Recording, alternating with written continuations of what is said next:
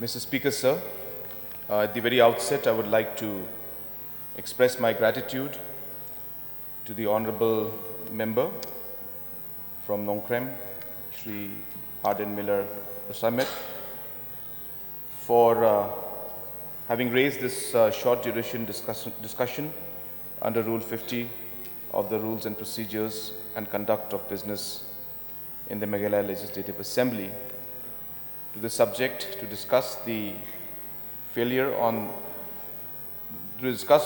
of the government to protect the rights of indigenous people in central institutions. Mr. Deputy Speaker, sir, there are quite a few central institutions in the state which cater to the needs of the people of the state, both in terms of opportunities for higher education and for employment for the people of the state. Sir, as you are aware, as per Central Education Institutions, Reservation in Admission Act 2006, admission in various courses in these institutes are as follows. Out of the annual permitted strength in each branch of study or faculty, 7.5% shall be reserved for scheduled tribe. In the state of Meghalaya, Mr. Speaker, sir, central institutes like the National Institute of Technology has reserved 50% of the total seats for admissions of students in their institutes which are offered to the home state. So in NIFT, 50% is reserved and offered to the home state. For example, out of 660 students in the BTech of NIT Shillong, there are at present 208 students from the state of Meghalaya. At the Institute of Hotel Management, Catering Technology and Applied Nutrition, Shillong, which follows the overall reservation of 7.5% for scheduled tribes from the country. An additional 13 seats are kept for students from Meghalaya for the program.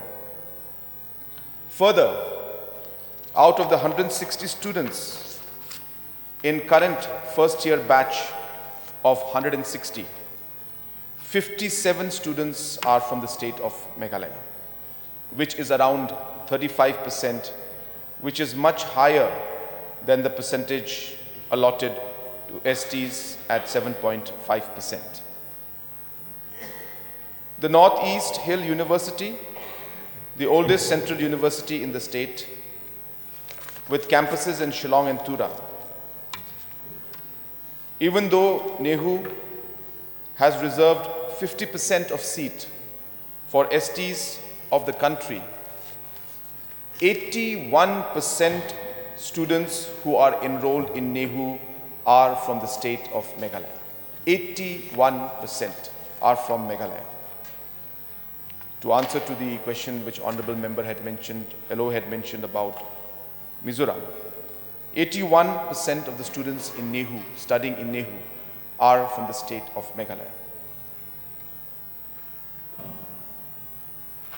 Further, a weightage of 10% is given for admissions in postgraduate courses for students who graduated from colleges affiliated to or maintained by NEHU or are permanent domiciles of Meghalaya. The Northeast Indira Gandhi Regional Institute of Health and Medical Sciences, NIGRIMS, a premier regional institute, has earmarked 14 seats for Meghalaya out of 50 seats for the MBBS courses. So like was mentioned by some of the members regarding RIMS, similar provisions have been put here in NIGRIMS also. Apart from this, there are students from the state of Meghalaya who are studying in institutes like National Institute of Fashion Technology, Shillong, Northeast Regional Institute of Education, Shillong, IIM, Shillong, and College of Postgraduate Students in Agriculture Sciences, Umiam. So recruitment to various posts for employment in central government institutions is carried out as per the rules of the central government. In many central institutions, for Group A and Group B posts, the reservation is 7.5% for STs and 44% reservation is being provided in Group C posts to STs.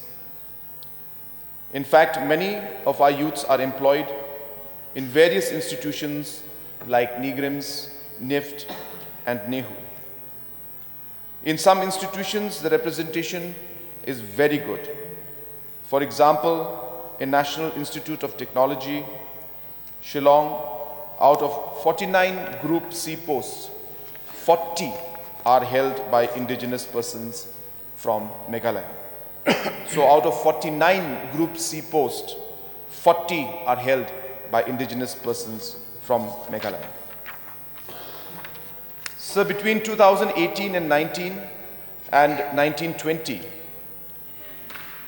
some of the measures, like 2 batches of about 100 students from Meghalaya, were trained in collaboration with a premier civil coaching institute, namely Alternative Learning Systems in Delhi. And the classes were held in Shillong and in Tura. The coaching fees of 94,000 for a year-long program was sponsored by the state government as a scholarship per student, as these students were designated as Chief Minister's Civil Service Fellows.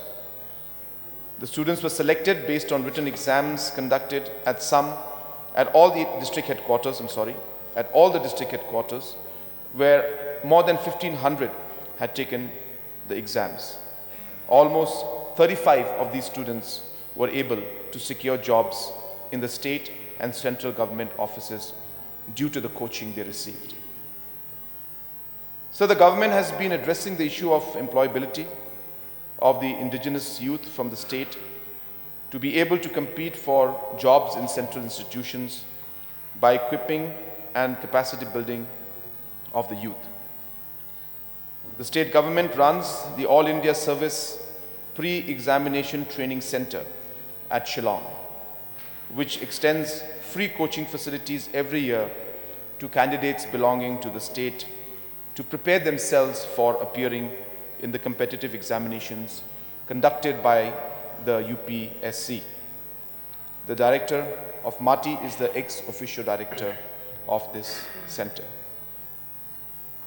So the coaching classes of the center are held at the auditorium hall of Meghalaya Administrative Training Institute at its campus in Mount India with a capacity of 100 seats, free hostel facility with a capacity of 50 seats was introduced in 2022 to attract students from the rural areas also.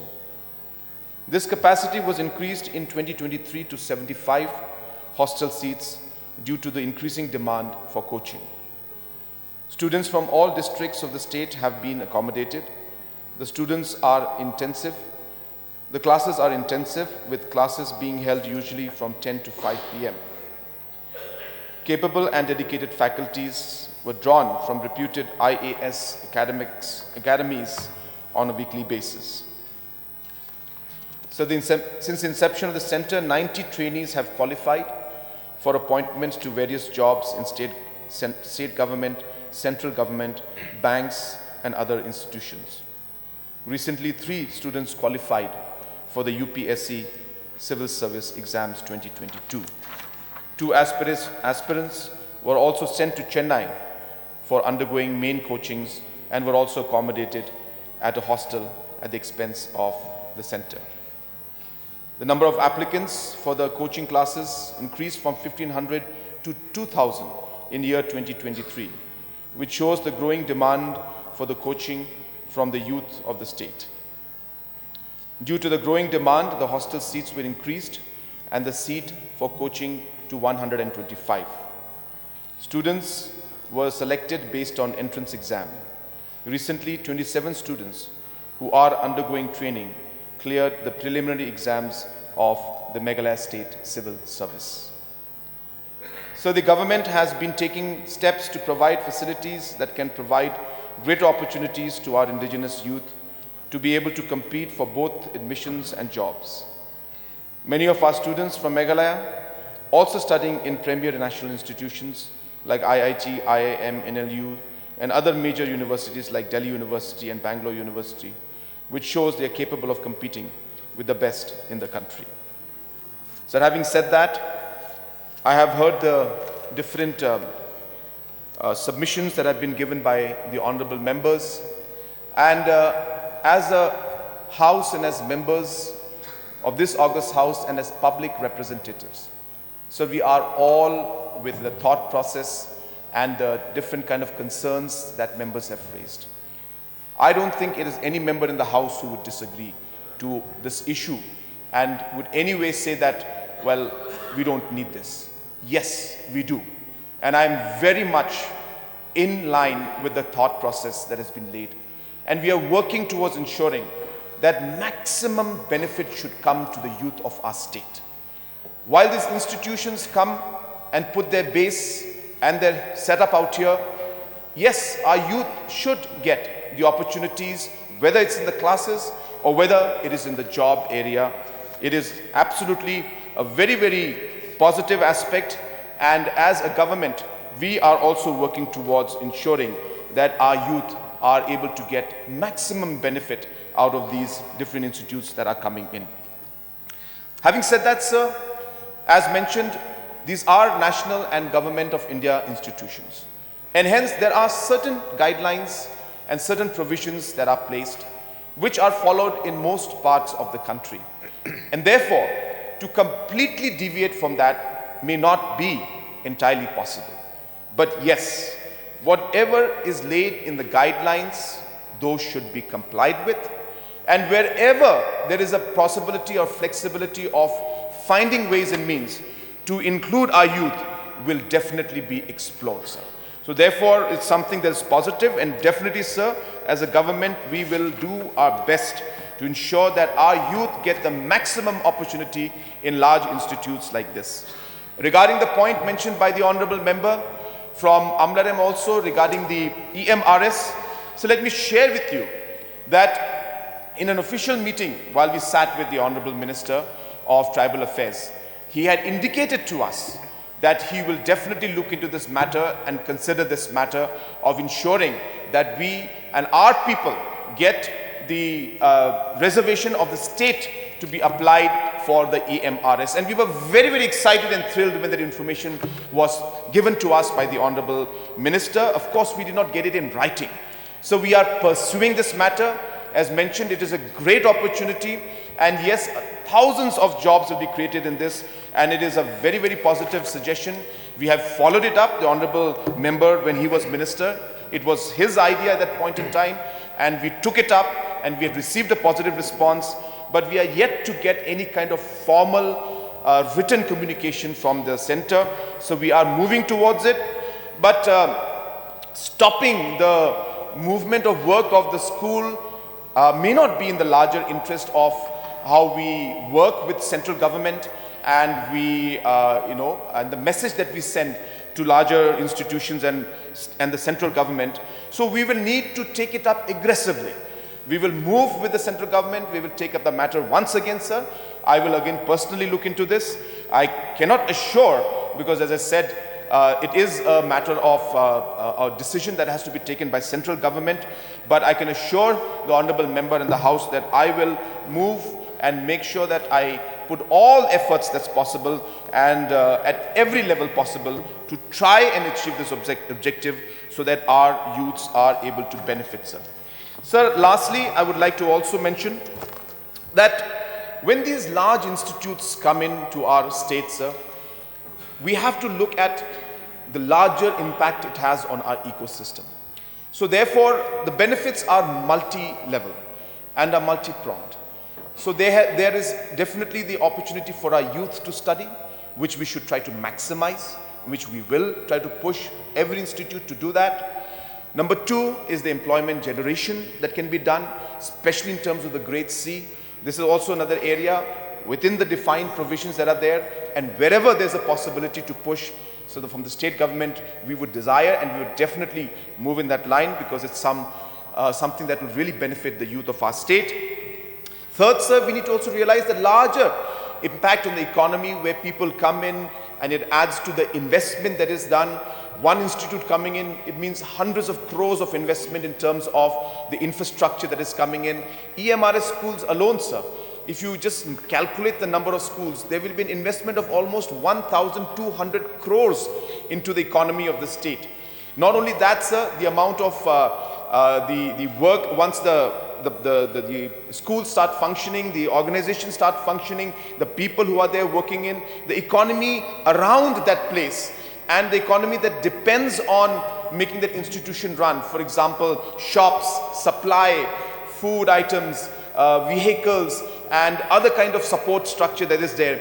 It impacts the environment, the ecology, the economy, and the overall ecosystem that is present out there. And hence, there are multiple factors. Fourth, and also very important factor, is it gives Shillong and Meghalaya a very positive image in the country, whether we say that, well, there are 17 different institutes, 20 different institutes of national level that are out here, which encourages more of these institutes to come in, and it sends a message of Shillong and Meghalaya being a knowledge hub, a place where a lot of research is happening, and so on and so forth, sir. So while we look at obviously the different impacts on the youth, we should not miss out on the larger impact that these institutes have on the image of the state, and also on the overall economic ecosystem that is there in the state, which is also important. So to conclude, I once again thank the honorable members, and yes, sir, as I said, the state government, I myself, I will pursue this matter. Maximum benefit, as I said, should come to our people, and wherever possible, we will push to ensure that our youth get the education opportunities as well as the employment opportunities as per the rules and guidelines that are laid by Government of India. With these few words, I once again thank the honorable member and would resume my seat. Thank you, sir. Thank you.